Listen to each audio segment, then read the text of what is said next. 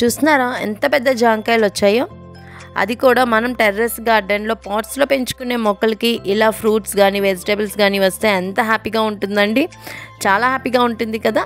సరే, మనం ఈరోజు మన టెర్రస్ గార్డెన్లో ఒక చిన్న హార్వెస్టింగ్ చేద్దాం. సరే రండి. Hi, hello, welcome back to our channel. నేను మీ గౌరీ. ఫస్ట్ నేను మా జామ చెట్టుకున్న జామకాయలని హార్వెస్ట్ చేస్తున్నానండి. ఎందుకంటే చాలా పెద్ద కాయలు వచ్చాయి. నాకైతే ఫుల్ హ్యాపీగా ఉంది. ఒక 4 వచ్చాయి, చూస్తున్నారు కదా, చాలా పెద్ద కాయలు వచ్చాయి. ముందు కూడా వచ్చాయండి, బట్ 1, 2 అలా వచ్చాయి. ఈసారి కొంచెం ఎక్కువగానే వచ్చాయి. టేస్ట్ అయితే చాలా స్వీట్గా ఉంటుంది. బట్ ఇప్పుడు అన్సీజన్ కాబట్టి ఎలా ఉంటుందో చూడాలి. అలాగే ఒక్క బ్రింజాల్ వచ్చిందండి, వంకాయ ఒకటి వచ్చింది. తర్వాత టమాటోస్ అయితే వచ్చాయి. చూడండి, ఇక్కడ నేను టమాటోస్ చాలా బాగా పండిపోయి, చెట్టుకే పండిపోయినాయి. చూడటానికైతే సూపర్ ఉన్నాయి. టమాటాస్ని కూడా నేను హార్వెస్ట్ చేసుకుంటున్నాను. ఆ తర్వాత మల్బరీ కింద పడిపోయాయండి చాలా వరకు. తర్వాత మా కిందింటి పిల్లలు కూడా తెంపేశారు. సో నాకైతే 2 వచ్చినాయి. నెక్స్ట్ నేను ఫ్లవర్స్ హార్వెస్ట్ చేసుకుంటున్నానండి. ఎప్పుడు నేను ఫ్లవర్స్ హార్వెస్ట్ చేయటం వీడియో తీయను, ఎందుకంటే రెగ్యులర్గా డైలీ వస్తూ ఉంటాయి కదా. బట్ ఈసారి ఫ్లవర్స్ని కూడా చూపిద్దామని చెప్పేసి హార్వెస్ట్ చేశాను. నా దగ్గర మందారం ఒక 3 or 4 వెరైటీస్ ఉన్నాయి. ఇది చూస్తున్నారు కదా, ఎడీనియం కూడా బాగానే ఫ్లవర్స్ వస్తున్నాయండి.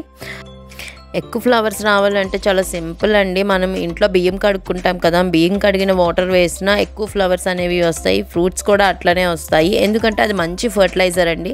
అలాగే ఇంకా చాలా ఫర్టిలైజర్స్ అండ్ చిన్న టిప్స్ ఉన్నాయి. మీకు అవి కూడా కావాలంటే మన ఛానల్లో ఒకసారి చెక్అవుట్ చేయండి. మంచి టిప్స్ కూడా నేను ఆల్రెడీ వీడియోస్ చేసి పెట్టాను. చాలా సింపుల్గా మనం మన టెర్రస్ గార్డెన్లోనే వెజిటేబుల్స్ అండ్ ఫ్రూట్స్ ఇలా చాలా రకాల పూలు పెంచుకోవచ్చు అండి. చాలా సింపుల్. ఇక్కడ చూస్తున్నారు కదా, ఇది దవనం అండి. దవనం కూడా దేవుడికి మనం పూజలో పెట్టుకుంటాం కదా, సో అది దవనం. ఇది రుద్రాక్ష మొక్క అంటారండి. మంచి ఫ్లేవర్ వస్తుంది, చాలా మంచి ఫ్రాగ్రెన్స్. ఇది కూడా దేవుడికి పెట్టుకుంటారండి. చాలా అంటే చాలా మంచి స్మెల్ వస్తుంది. మనకి ఎక్కువ ఫ్రూట్స్ కావాలి అనుకుంటే మనం బనానా ఫర్టిలైజర్ని, అదేనండి ఫ్రూట్ ఫర్మెంటేషన్ ఫర్టిలైజర్ని ఎక్కువగా యూజ్ చేస్తే చాలా మంచి రిజల్ట్ అనేది వస్తుందండి. మీకు ఒకవేళ బనానా ఫర్టిలైజర్ ఎలాగా తయారు చేయాలి అనేది కావాలి అంటే మన ఛానల్లోకి వెళ్ళి ఒకసారి చెక్అవుట్ చేయండి. నేను ఆల్రెడీ వీడియో చేసి పెట్టాను.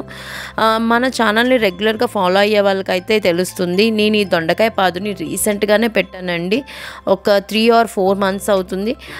ఫస్ట్ హార్వెస్టింగ్ ఇది. దొండకాయ మొక్కకి ఒక 4 వచ్చినాయి. బట్ ఐఎమ్ హ్యాపీ, చాలా హ్యాపీగా ఉన్నాను. ఎందుకంటే పెట్టిన 4-5 monthsకే మనకి ఒక్క వెజిటేబుల్, ఒక్క ఫ్రూట్ వచ్చినా హ్యాపీగా ఉంటాం కదా. అలాగే ఇక్కడ నేను పుదీనా పెట్టుకున్నా అండి. చాలా బాగా వచ్చింది. చూస్తున్నారు కదా ఎంత గ్రీనరీగా, ఎంత ఫ్రెష్గా ఉందో.